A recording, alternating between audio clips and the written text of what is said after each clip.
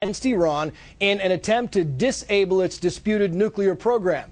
Officials confirming to Fox News that President Obama decided to unleash a highly sophisticated super virus on computer systems at the heart of Iran's nuclear facilities. We are told it was an escalation of cyber strikes that began under the Bush administration using the code name Olympic Games. Molly Henneberg is live for us in Washington. Molly, what do we know about this operation? Hi, Trace. It targeted Iran's main nuclear plant, the Natanz plant.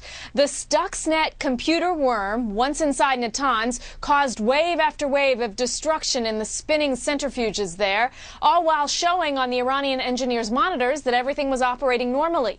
Now, introducing Stuxnet into the Natanz plant in the first place was a big hurdle for the Americans and Israelis who created it.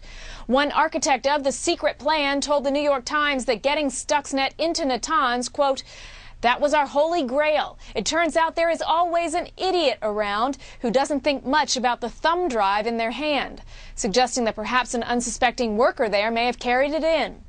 But the effect of the plan appears to be temporary, maybe setting back Iran's nuclear timeline by a year or two, according to experts. Trace? So if this is all supposed to be secret, why do we know so much about it, Molly? That's what current and former intelligence officials are worried about, that we do know so much about it from intelligence leaks. They're also concerned about what happens next now that Iran knows that the U.S. was behind Stuxnet. Here's more.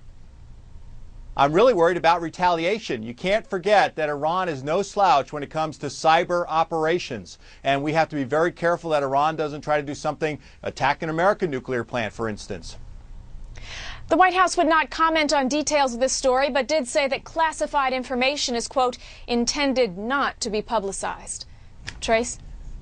Molly Henneberg live for us in D.C. Molly, thank you. Well, all this comes with your standoff between Iran and Western leaders. Terrorism expert Steve Emerson joins us now. He is executive director of the Investigative Project on Terrorism, which is a nonprofit research group focusing on radical Islamic and extremist groups. And the fascinating thing to me about this whole thing, Steve, is that this bug was actually able to go in and kind of disable many of Iran's centrifuges. Those are the things that spin uranium to make it pure. And at the same time, it was able to monitor the damage it was causing to those centrifuges. This was, Trace, this was the most amazing and unprecedented virus ever conceived of, precisely for what you said. One is it infected the system, and it actually collected, it actually destroyed as it, the code made it actually more destructive as it spread throughout the system. Plus, it gave the ability for the Israelis and the Americans to monitor the damage and also to actually remotely control how it spread throughout the system. It was a devastating virus, and it still infected part of the Natanz plant, which is why Iran had to build redundant facilities to build centrifuges that had been corrupted by the Stuxnet virus. I mean, you look at all this, and we have the Stuxnet virus, and then this week there was reported the flame virus kind of disabling some of their oil facilities in Iran.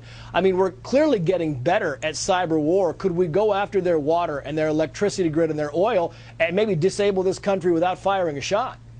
Absolutely. I mean, this is, this is the new war. This is the next century's war. You could disable their sewage system. You could disable their power grid. You could disable their water system. All of that would bring the country to its knees. So it's not just and the electrical grid, for that matter. Look, we have to also accept the fact that it could happen to us, which is why we're building all these defensive systems to stop penetration of our own grids, which have actually been vulnerable for the last few years. But what we're doing right now with the Israelis and the Germans and a couple of other countries is creating these incredibly new effective viruses that are basically unstoppable and that have a mind of their own.